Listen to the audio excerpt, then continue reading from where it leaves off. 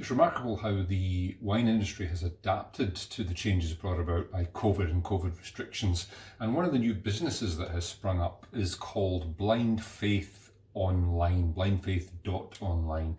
And what they do is they send out blind tasting samples, little sachets, basically the same thing that you get inside a box of wine, the bag that's inside there, but a miniaturized version with just 5 cl of wine in it. And they send these tasting samples out, then they hold an online event where you open the wine, taste it, discuss it, try and guess what it is and all those kind of things that some wine geeks quite enjoy, the blind tasting routine. So they sent me this little sample to try just now, quite an interesting thing. This is a sample on my left of a wine and I know what it is. It's the Chateau Musar, the new release of the kind of icon wine of Lebanon, the 2014 vintage of Chateau Musar.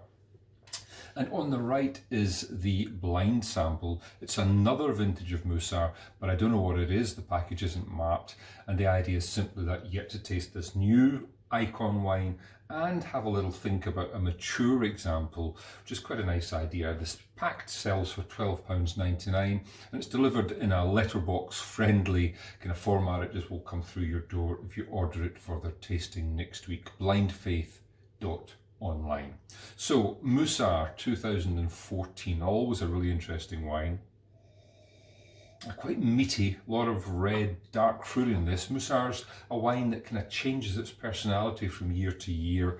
In this one, quite meaty, quite a lot of plummy depth to this, and on the palate. Oh, such abundantly sweet fruit.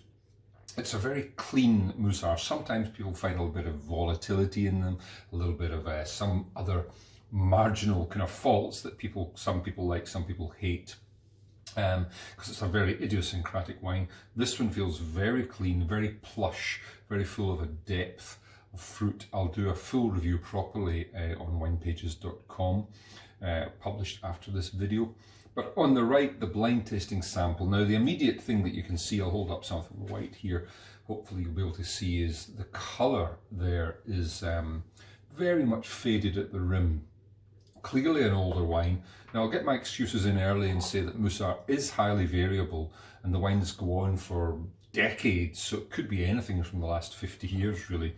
On the nose, a little bit kind of attenuated, not quite as clean and fresh as you might expect from a young wine for sure, so it's definitely got some age on it.